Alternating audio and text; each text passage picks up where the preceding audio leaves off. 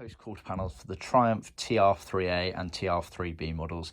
There's absolutely no difference between the Triumph TR3A and 3B when it comes to this. There's no difference in the chassis number like other parts on the car.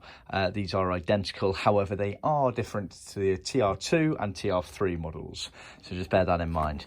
So these have been made out of hardboard, cut on our CNC machine, millimetre perfect. You see you get all of these fixing holes, pilot holes all the way around, and some other guide holes up here.